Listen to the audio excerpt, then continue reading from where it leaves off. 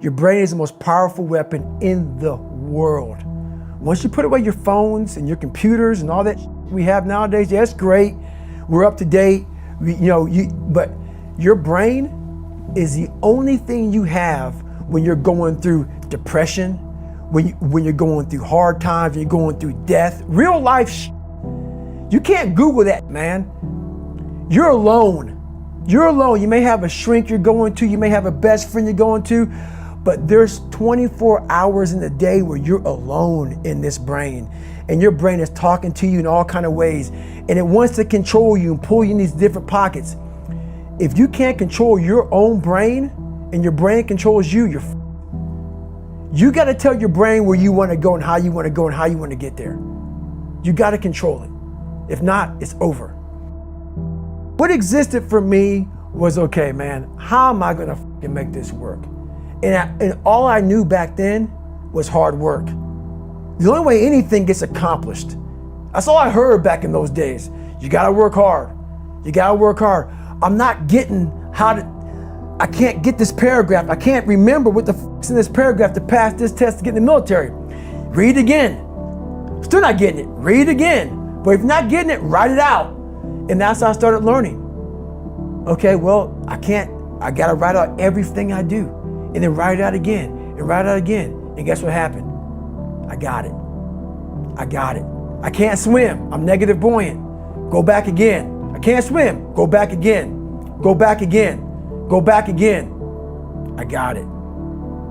I realized if I keep going back and going back and going back until the just becomes, your mind will say, okay, we're gonna figure it out.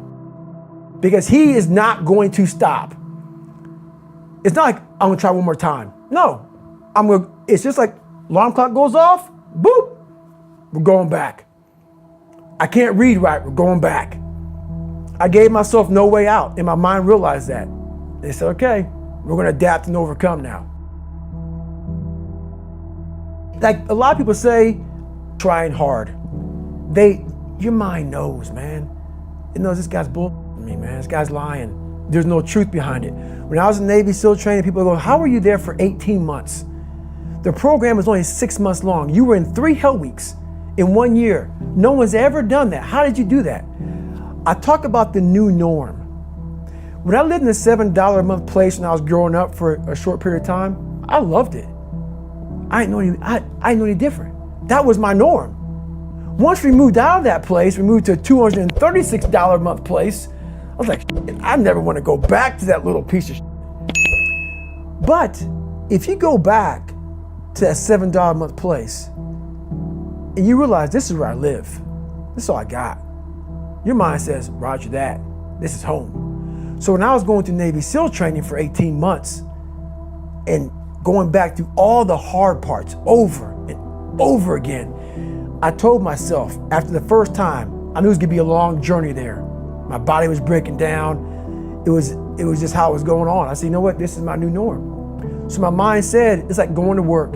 Like you go to work, you put your suit and tie on. I go into suffering every day.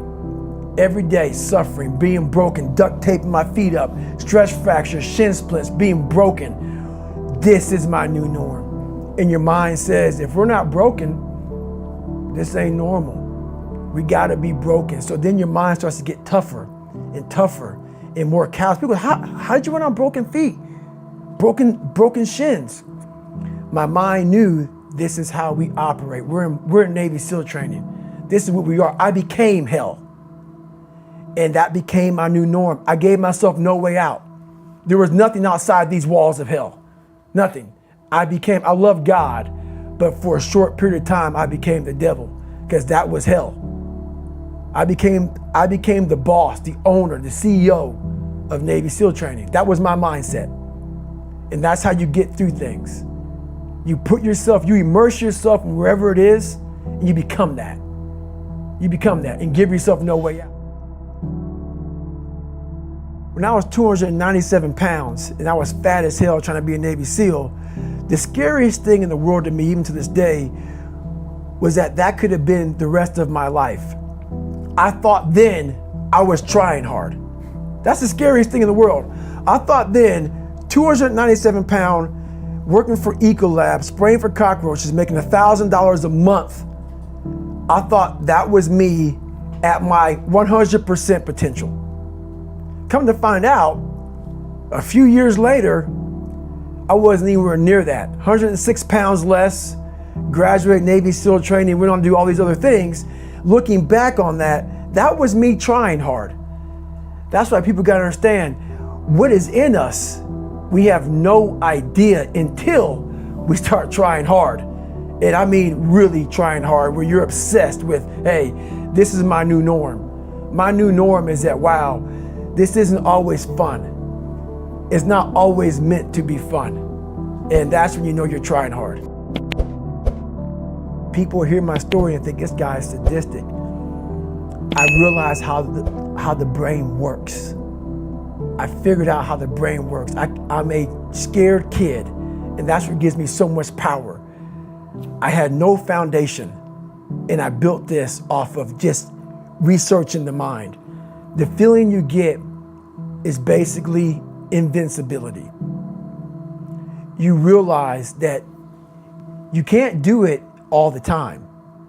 When you need to do it, I know I can go to a place that I can live in. And when you know that you can run on broken legs and you can do certain things that a lot of people can do, but they're not willing to do, this power, this sympathetic nervous system of fight or flight, and you're fighting, it gives you this charge of energy of when you're sitting there at 3:30, 4 o'clock in the morning and you're duct taping your feet up because they're broken, and you're doing it by yourself, and you're going through arguably one of the hardest training in the world. And these guys, most of them are healthy, and you're going through it broken, and you're already at a disadvantage, but you're still there. You can feed into that and tap into that for a lot of power. But if you look at it, well, I'm broken, man. Like, I'm not gonna make it. But if you look at it as, man, I'm broken and I'm still here, and I'm fighting, and I'm gonna find a way to get through this because I have no other place to go. It gives you a lot of power. When things start to suck really, really bad, my brain and a lot of people's brain, they don't go to your dad beating you up. Your brain says, we gotta get the out of here. This is miserable. So anger goes away a lot of times when you're suffering, because your brain just says, we gotta run, we gotta go. So that anger is not popping up saying, oh, I wanna show them, I wanna show those people. No, there has to be a much deeper, when I say deeper, it has to be down to mineral soil. It has to be down to that nice mineral soil where nothing can burn. You can't burn dirt. So it has to be down that low, that literally is something in you that's at the core of your soul. But you don't find it unless you spend a lot of time with what you want to be in life. I can't give that to you. Right. You can't give it to somebody. When you find your true passion in life, and my passion for me was like, oh, I want to be, I don't give a Navy SEALs, Army, I don't give a shit.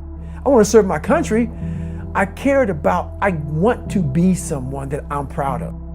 I want to look at myself in the mirror because I was so disappointed. That accountability mirror I talk about, I was so disappointed in what I saw every day.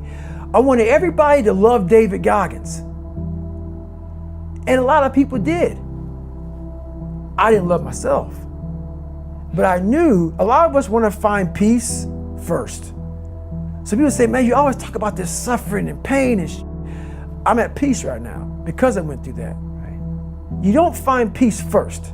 If you do, Merry Christmas. More power to you. More power to you.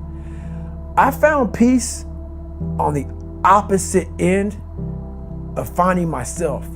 And no one really finds themselves without going through trials.